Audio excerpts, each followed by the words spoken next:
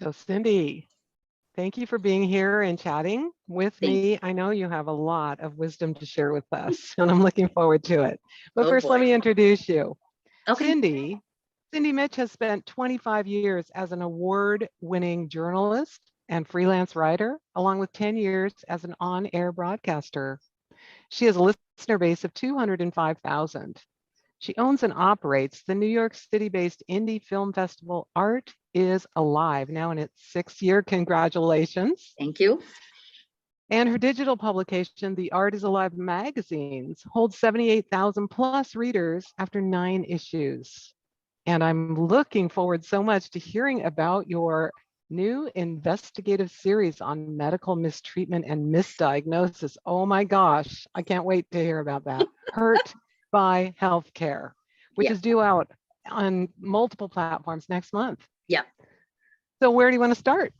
Oh boy. Well, thank you so much for having me. I guess listening to all that, it sounds so impressive. And all I'm thinking to myself is right now it's just kind of making it day by day. I mean, I had a significant loss a little over 6 months ago. The love of my life passed away. So when I listen to all of that, I'm like, yeah, it sounds yeah, I mean, that sounds like a world away. You know what I mean? That sounds like a life that I used to have. I still do a lot of that, but I think it's a day by day sort of healing and regrouping and coping. And yeah, that's kind of where I am right now. Yeah, 6 months into a serious, shocking grief. That's just a part way in, isn't It it? is. I mean, I think for me, it started, he got sick about a year and a half ago and started having problems. And so I think the first time you hear someone tell you, he has cancer, then it all kind of starts there. The grieving starts, the grieving that he's sick, the grieving that he's getting sicker, then the treatments. And then you start losing parts of him before he got sicker. Your life doesn't look the same, your dating life and your everyday schedule is always contingent upon his cancer, unfortunately. And that was not only hard on me but obviously worse on him. We anticipated him living. There was never conversations about him passing, so that made me even more ill-equipped because the plan was as he was going to get better. So I've been getting used to loss for a while now. So now every day I keep getting up and I think of him every day, probably more than I need to, probably more than I should. I'm about to do a 4-month long tour. I'm going to 13 different places to show his work. He was a professional actor. I think it's very important to keep him alive. I think it's important to keep deceased ones alive, period. So for me, that's probably the most important thing I'll do. I know that sounds to me anyways, these series I'm doing, yes, very important. The films, very important, sure. But he was the most important thing to me. So yeah, that rate's pretty high on the list. Well, let's talk about that for a minute. Tell me about the tour you're going on showcasing his work. Let's hear Sure. more about that. Well, I wish I could tell you that Michael was on Law and Order and Blue Bloods and you'd recognize him, but he was an indie guy. In fact, I used to say he was the closest version of Hollywood acting in the indie world. He was incredible. He did approximately 43 films. One of the biggest issues for him, and sadly this happens a lot in the indie community, is filmmakers do great work and they do the film festival circuit and then they don't know what to do with their product. So a lot of the films that Michael did, people haven't seen. So first of all, I think he's too wonderful not to watch. And I don't just say that myself, his directors, his friends, other people say that. So for one, I want people to see his work. For two, I want new eyes to see his work. If Michael were here right now, he'd be like, they're all seeing this because I passed away. I don't want that. I want brand new people that didn't know him from Adam to say, hey, look at this guy, da, da, da, da, da. And the best part is that I'm working with his filmmakers to get them distributed. So he was a big believer, as I am, that cinema should be seen live. So that's why I'm going state by state so we can do live screenings. And then, of course, eventually, when that's done, then hopefully every director will get on board with being able to put them on streaming platforms for people in other countries. So basically, you just can't forget him. I mean, that's the whole goal here, because I just really believe he's going to be here, period, for the long haul, as long as I'm here. That's beautiful.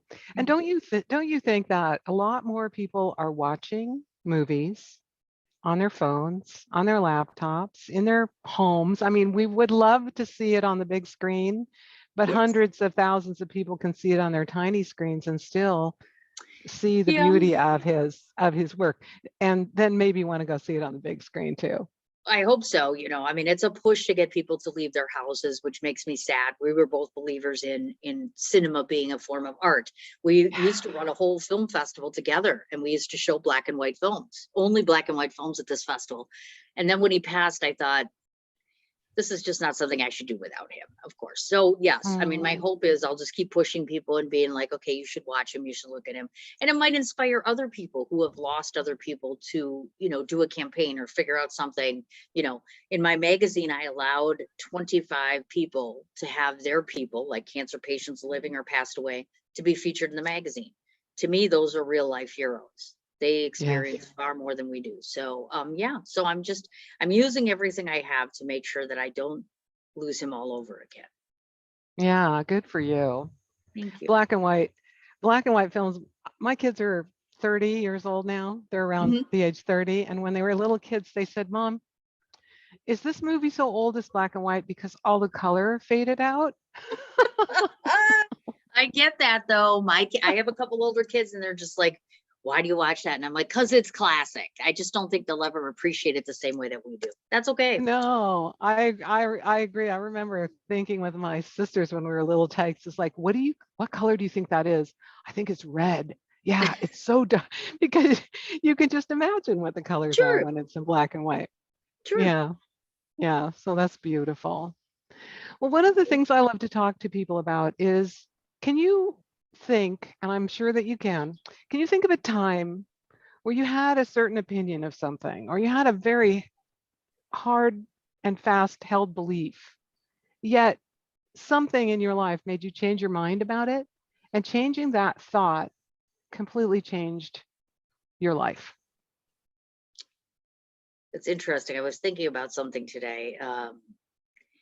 I work in a profession. I'm at a crossroads. So this kind of addresses your question. So right now I'm at a crossroads. I've been working in entertainment for a very long time. I've admired filmmakers and movies and the red carpet since I was this little, and still do, which is why I do all of these things. I'm covering Tribeca now because I love these things. However, in our world right now, there's a need for investigative journalism. There's many things that are happening, like the medical mismanagement thing. I'm doing a series on the skyrocketing issues with a lack of teen health resources, in particular mental health, the addiction and overdoses and suicides and things like that. So there's a need for someone to tell these stories, and I feel that they're not being told enough lately. Now, the quandary with this, which goes to your question, um, I've always been a person who, believe it or not, I just don't let things roll off my back. So if somebody posts on social media, oh, Cindy, da da da da da, I ingest all of that. I'm too empathetic, and I've come to a Hmm. point in my life where I'm starting to realize, and of course, Michael had a lot to do with this while he was alive, and I still hear him in my head. It's okay for you to walk away and not say something, not confront someone. It's okay for you to not address it. It's okay for you to not lose your temper or not feed into. I think a lot of us feed into social media and what strangers think, and the opinions of others are way too important to me.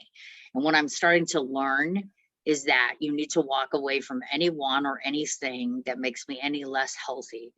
He was a big subscriber in that. He used to take my phone away in the morning. It's the first thing I'd look for is the phone. He's like, oh no, you're not doing that. You're going to shut your eyes, relax before you start anything. And he's right. Um, it's hard enough being a grieving person. It's hard enough to live in today's world with everything going on. So I feel like I need to be able to walk away from anything that does not serve me. And it took me a really long time to learn this. And I'm still doing it, like every day. I have to tell myself, no, this isn't a battle you want. No, this isn't something you want to confront. You just have to. Journalists are very passionate people, but I could just tone the passion down a little bit. It's okay to do that. Does that make sense? Absolutely. And that makes me think about young people and their mental health issues, and they are so connected to social media and so Yep. looking at their phones all day long. And I read a study recently that said, it creates dopamine or oxytocin when you Hmm. see somebody like it, or you see how many you get more followers, and then you get fewer followers, and it's like I even fall into that. I was like, I have 900 followers on my art Instagram. Why? Oh, one person dropped off. Why? I'm like disappointed. And then Right? I think, I'm the oh same no, way. I'm in that same mindset. How do we get out? I mean, I Sure. think for some people they get out by just not looking.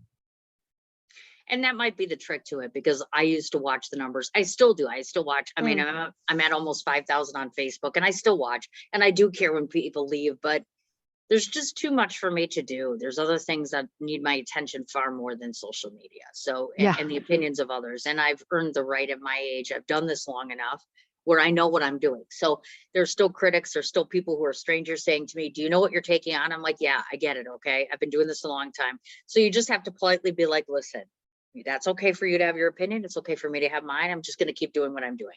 And that's kind of a way to a healthier life, believe it or not. He brought me far more peace than I think even he realized, and is still doing so. Right on. Don't you feel like he's just sitting over your shoulder helping you?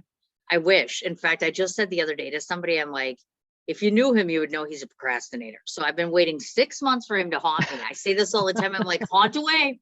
Feel free to come in, pester me, poke at me, wake me up. I think that's the hardest part for grievers is I'm wanting something I don't have, which is the ability to touch him or see him physically in his physical form. Yeah. Not the way he passed, but I mean, it was fine the way he was. It was heart wrenching, but I would have taken him in any form. So I'm going to see a psychic. Hopefully next week she'll remedy some of that. We hope. Sweet. I don't know. If Well, not, I'll just end up crying more. I mean, it just is aw. what it is. Well, a lot of people come to us in our dreams. If we don't know how to see them in our waking life, we'll just dream about Yes. them and it'll seem so real. And it is real, Yes. I I believe. do have that. I have a lot of that actually. I think about him, I hear him in my head, I can hear his voice in my head. And he's Mm. an actor, so I have all of his movies. So like this morning, I watched a movie of his. So he's technically right there. He's also in much better physical form. Cancer kind of literally eats that person away. So he was just god awful cute, even bald, even sick. Oh. Oh, that's beautiful, Thank Cindy. you. Thank Well, do you. you want to talk a little bit about the movie you're going on the road with? Well, Michael did 43 projects. So the goal is this. I strategically picked 13 states that I have friends in, or in some Mm. cases, we had mutual friends in. Michael was originally from Long Island. So New York, I met him. We both worked in New York when I first met him. So we had a long distance thing for quite a while. I'm doing 2 days of screenings there. And then the remainder of the time, different states where I have support. Believe it or not, here's a good suggestion for someone, including myself, because I have a radio show. There needs to be a show done about people and grief. I know that people try very hard, you know, and oftentimes it gets frustrating because after so many months, it becomes, yeah, I really don't want to hear I'm sorry. I know you mean well, or that must really be just devastating. Yeah, you're right, it is. But you saying that it's devastating isn't helping. I think people honestly don't know how to handle grief. I've had my closest friends say, oh, I'm giving you space. The last thing I need is space. He gave me tons of space. That's all I have now is in this house is space where he was. So I'm going to these states because people I love are there, because I can still cry or I haven't gotten really mad yet. So I get to lose my temper or whatever. And moreover, I'm doing 52 screenings. He was 52 when he passed. So that seemed very fitting. And like I said, getting new eyes, etc. Michael was first and foremost oftentimes cast as a bad guy, which I didn't like, because if you knew him, you would know he was hilarious. He did this really cute black and white project called Confession, where he played a homeless guy. It's all black and white, hilarious. I just loved it. I brought that back to life.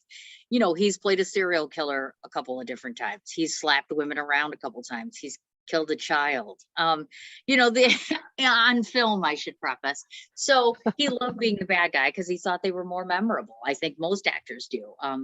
To me, they're all memorable performances, and they're also teaching devices. One of the things I'm doing while I'm on the road is actually teaching filmmakers how to get their work out there, because he would have liked that. Sometimes I'll teach just general screenwriting, things like that. So there's learning things going on at these screenings. It's not just his work. I'm also incorporating local filmmakers. So like I'm going to Texas, so we have a local showing there. New York, same thing, etc. And one of these, I'm taking my big inflatable screens. So Michael will get to be outside on a big screen, which I'm sure would have made him blush and be very humble, because he was very humble. So it should be neat. And I'm taking most of the profits. They're going back to what I call the Art is Alive Fund. My festival is called Art is Alive because we like to keep art alive. And one of the things I have found, that part of the reason filmmakers, including Tribeca ones, these indie guys don't know what to do. Like once they make a movie, they know that they have to screen it, but they don't know about the sales and marketing and promotion side of things, like PR stuff. So my goal is to partner with publicists who can help them, including myself, to get their work published, so that the occasions where actors don't get their work seen is few and far between. And Michael would have just loved that. That is beautiful. Thank That is you. beautiful. I can just see you raising up a whole new generation of filmmakers and helping them be successful. Good for you. I'm trying, I try. I still mentor. In fact, I have a workshop, not a workshop, but we're having a meeting later today with another filmmaker who screened at my festival last year. My festival gives like film reviews, and I do the Q&A, and I'm a journalist, not to mention the people have collaborated and made new movies for my festival. And I help guide them. I put them on the road to try to figure out where to go for distribution, how to self-distribute, things like that. I think we need more of that. It definitely doesn't help when filmmakers are just clueless about what they need to do. So I'd like to think I'm offering a service, but pretty soon, if things don't change, I'm doing the investigative journalist route. I'm going to go the other side of the fence. Well, yes, and I can't wait to hear your solution to young people's mental health issues. Well, I'd like to say that there is a solution. I find myself becoming very frustrated with the hardest part about the issue that we have going on today is I think most of us unilaterally agree that there are resources that need to be created, more resources. I think everybody agrees the problem needs to be addressed. However, I'm getting a lot of, the police will say our hands are tied. And then I spoke to Children's Hospital the other day, and they were like, well, this is protocol. For instance, if you have a teenager who has an addiction problem, they don't consider that being harmful to themselves. It's only when you say the words, I want to kill myself, that you are forced into getting help or treatment. And it shouldn't be like that. That's where lawmakers come in. So I feel like this is not just an issue where one party is faltering. It's a lot of issues here. In addition to the school systems not getting kids caught up, they're a year behind from virtual learning. So I could spend a whole year doing all the issues that are there. But what matters to me is getting the opinions of lawmakers and hospitals and police and rallying enough people around to get it to the right people to say, okay, here it all is. Now, what are we going to do about it? I'm very hands-on, and people will tell you that I can really be a pain in the ass. Like as a journalist, I'll just be on you until something happens. I was the same way with him, with his medical health care and treatment. I was very adamant about, you're going to treat him like a person, and I'm going to know everything you do with him. It mattered that much. That's probably why it's so hard that he's not here. I feel that I failed him to some degree, or failed to save him. But I think that's pretty common for a lot of us. Right. And it must be common for the parents of teens who couldn't be saved, but they saw that there was something to be done, Absolutely. but no one to do it. Absolutely. So it's kind of like being a whistleblower to some degree. I mean, there are people who have advocated. Just yesterday, friends of mine were like, you don't want to do that. It's too dangerous. I don't think there is such a thing as too dangerous. What I do feel is dangerous is teenagers that are 14 or 15 that feel like they want to die tomorrow. That's not healthy. And I ought to know. I mean, I've been to the well twice when I was younger. Thank God I lived, and I'm not like that anymore. But kids are way too young to be thinking about doing that, or using drugs, alcohol, cutting themselves, getting caught up with the police. It's tragic. And we have the means to fix it. It's that simple. We just have to find a way to rally together. I think unification with many things going on today would help a lot. So my hope is, if I work hard enough, kids aren't going to die. It's that simple. And I know I'm not a martyr, but I have to try. Yeah. Well, that's beautiful. It's a beautiful sentiment, and I wish you well on that. Thank you. Also, I thought about a friend, I'm going to connect you to a friend of mine who's a grief counselor. She just got out of this other business that she was very successful in as in the arts. And Mhm. I think you would connect well. Huh. You guys could, if she didn't turn into your grief counselor, you guys could have a long conversation about grief, Sure. etc. Yeah, Yeah, she's lovely. Her name's Robin. I think a lot of us do. I mean, like, I was in therapy before even Michael's passing. And I do Hmm. think that helps you kind of get used to it. I wish I could say that treatment or counseling is kind of the one go-to. It's a combination of factors. I think you need to have like, I mean, people in Milwaukee are swell, but my main support systems are in different places, hence the tour. Yeah. At a certain point, you have to realize what works and what doesn't. Surprisingly, I like my wine, but I actually drink less now than I did before. Surprisingly, I mean, in the beginning when he passed, yeah, that wasn't the case. But yeah, I mean, I don't really have like work has kind of become my escape now, and we'll see how long that lasts. Like I'm covering Tribeca this week, then Bentonville next week. I just did San Francisco. That's a lot of interviews, in a 2-3 week time span. So it'll be nice to take a little time off. But yeah, at the end of the day, you go back to being the widow of sorts, you know what I mean? So you can Sure. only do this for so long.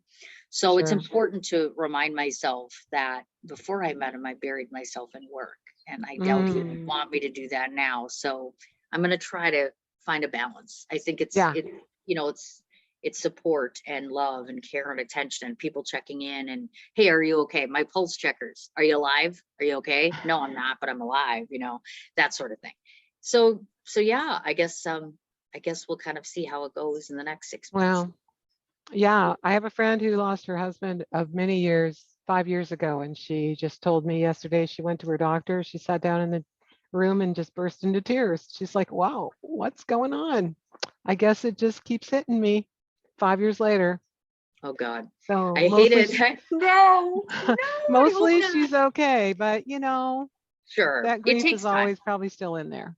Yeah, Absolutely. And I'm aware of yeah. that. Like widows will tell me like it could be a year or 2 year later. I mean, I have days where I'm okay. Um, and then like Sunday came. I mean, all day pretty much crying on and off all day long. That doesn't happen Mm, as much, but those days will come, as far as that goes. Like, I will say this much to those that are mourning like myself. I mean, I didn't used to have, it was years since the last time I had panic attacks. Now they've come back.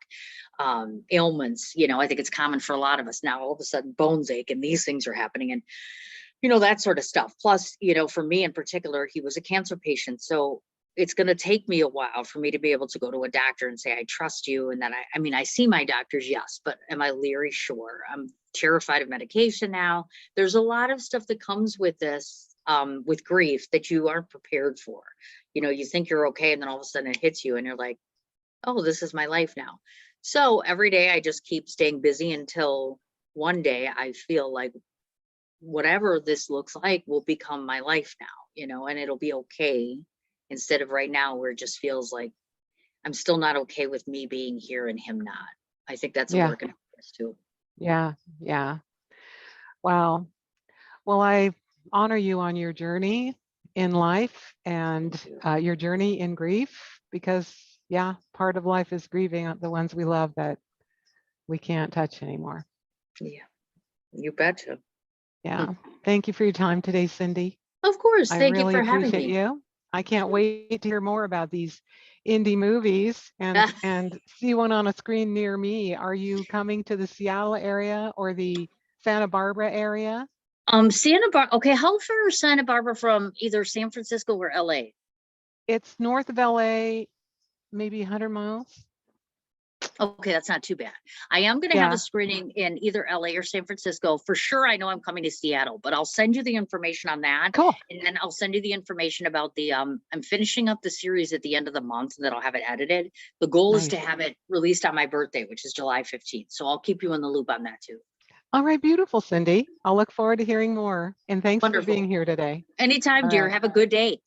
Okay. Bye for now. Bye.